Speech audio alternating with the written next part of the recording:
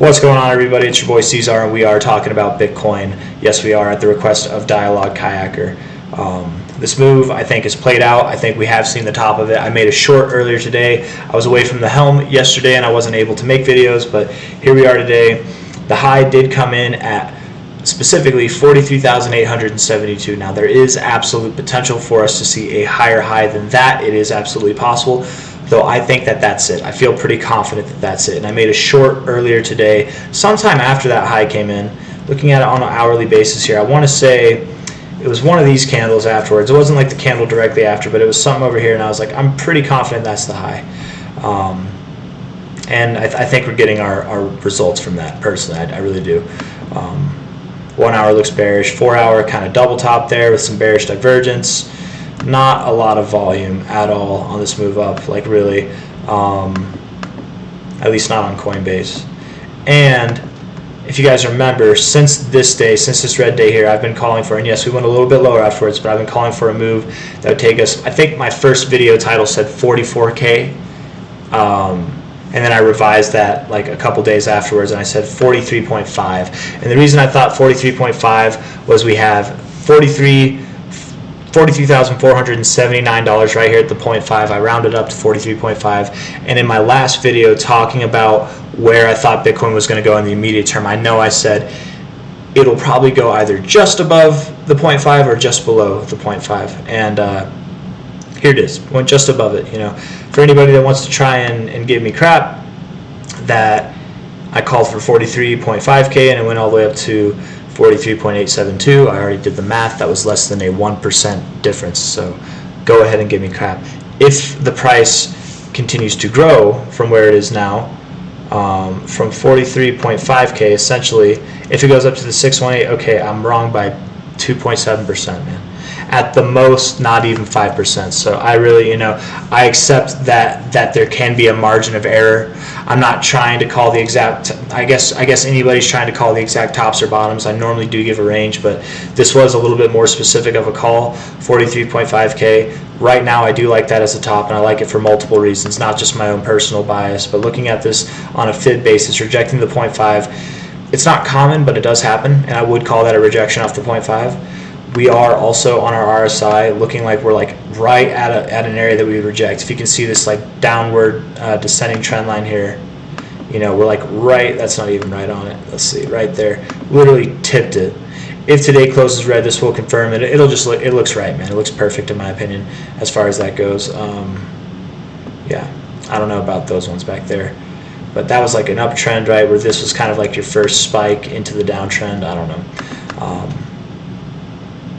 Also, where the spike was itself, if we put a line right there, that does kind of come in with this upper resistance area where we consolidated before we had our final push up. It just all makes sense, in my opinion, that we would go down. And now, besides all that stuff, if you just look at this for what it is, we had a pretty relatively dramatic move down for Bitcoin. After moving sideways for so long, just relatively dramatic. This, to me, this shape is just, it's very, very common with bull traps, right? You do that and then you move lower. You get everybody excited that you're going to go back up, and then you get people trapped up here. The people that wanted to sell over here but couldn't, they were patient. Now they see this like, okay, maybe I'll sell. The people who orchestrated this fake move up with the decreasing volume, they're going to sell as well. And then the people that bought up here, once price goes below here, they'll panic sell. It'll just add to the friction, or to the maybe not the friction. It'll add to the idea that we're going lower. And where are we going to? I think we're going to see prices around 34.9K, again, give or take a few $100s, right? Maybe $1,000 or so. I do have, my lowest, absolute lowest price prediction would be somewhere around 28K. But I personally don't expect that we're going to break 31K, and my genuine expectation area would be 34.9K. That's like my call. And I know you're like, you're saying that's your call, but you're saying all these other prices. If the price goes to 31K or 28K, and I just name that off as a possibility, I will admit that my original call for 34.9K was wrong. I will be like, I did say these are possibilities. I did illustrate them as possibilities because they absolutely are. But my heart, my soul, my TA, my personal bias is 34.9K. I'm making that specific call. I'm giving you a range so that if it goes past that, you're not like, oh no, it went below there. It's the end of the world. Not that my opinion matters anyways, man, because it's my opinion. It's not financial advice, but still, just because it goes, if the price were to go below 34.9K, 34K, 33K, it's not the end of the world. There are support levels below that area. I just personally expect that we're going to find support around 34.9K. That's my, and I've gone over that in several other videos. The 1618 is right there at 35.5, 34.3K right at the 1886. So somewhere in between there is absolutely possible. These are lines; they are not requirements, so we don't have to bounce right off of it. We can bounce somewhere in between them as well, but just areas that agree with that. All this to say, you guys, I'm not impressed by this bounce. I'm not swayed by it at all. I am curious. I want to see what the crypto fear and greed index says, because I haven't looked at it in a couple days. Let's just see. And this thing isn't like the best metric to go off of, but it's really like the only metric we have. So look at that. Yep. Yesterday and today, the most greedy that we've been since last month. Wouldn't you know it? Back in the 60s. And all it is a lower high. Not even an impressive lower high. Decreasing volume, rejecting your 0.5 area. Couldn't even get to the regular areas that we found resistance at before. I think it's going lower. Very much think it's going lower. Classic of Bitcoin to do, man. You finally get your higher daily close, right? You set your little like pivot here, higher daily closing high, and then now you're starting your down move. Like, it's very classic. All this to say, man, I'm going to end it up here. I think that's the high. I really do think that's the high. If we go a little bit higher, okay, cool, but it's going to be just a little bit higher.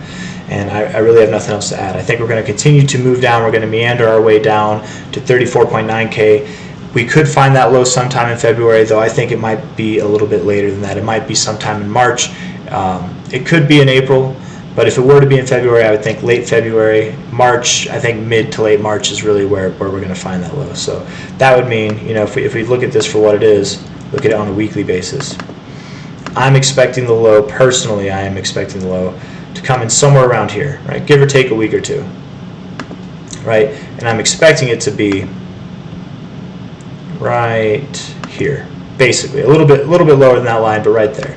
So if this is the target, we can move down, we can move up, we can move down, we can move up, we can move down, we can move up. Like, it's not going to be a straight line down. I very much doubt that it is. So something like that, and then we'll probably still consolidate for a little while, and then we'll move up, right? And it probably won't look at all like that. Maybe it looks like this, maybe it looks exactly how I drew it, but it probably doesn't. But I very much don't expect a straight line down and then a straight line up. It could happen, but I very much don't expect that. So we'll probably, once we hit this, we'll probably still consolidate. I would bet where this low is, we come down, we find resistance on it, we move down lower, we hit our area, we come up, we find resistance on it again, almost act like we're going to go lower than this low, but then we move up, we form some kind of bullish like double bottom or like higher low, whatever, and everyone's going to think it's off to the races again, but it's not really. We're going to like turn around, like who really knows? I don't think, what I'm trying to say, I know I just gave a whole bunch of hypotheticals that probably gave a lot of haters out there some gas to the fire to just shit on me, but what I'm trying to say, you guys, is that I don't think that just because we find this low that we're going to break this high. I personally don't expect that high to be broken until at the earliest July, but more likely, in my opinion, sometime in like September, August, October, somewhere around there. August, September, October. But yeah, that's it, man. For the more immediate term, going down. That's it. And it won't be a straight line. It might feel like it for a moment, but don't get emotional. Just kind of, really take a step back, breathe. Understand you have time right now. You have time. You have like probably a month or two to get your money in order, to just relax. The charts, look at the charts every day if you want, but like, you're not going to miss anything, in my genuine opinion. I can be wrong. I've been wrong before. But that's just my opinion, man. I'm pretty comfortable. If you yourself have been, you feel like you've got whiplash, you feel like this was an emotional roller coaster. You guys, this is really not an emotional roller coaster at all. Bitcoin took from January 11th to January 23rd, almost 2 weeks it took to move down 22%. We've seen that happen in a day, right? So like this, and then what had a standard recovery to previous areas of resistance to a 0.5 fib retracement. Like should not be an emotional roller coaster ride. It's okay to have emotions. I'm not trying to tell you not to have emotions. I'm more trying to tell you to check those emotions, right? If you feel emotional, take a step back and realize there's no need for it right now. There's really no need for it.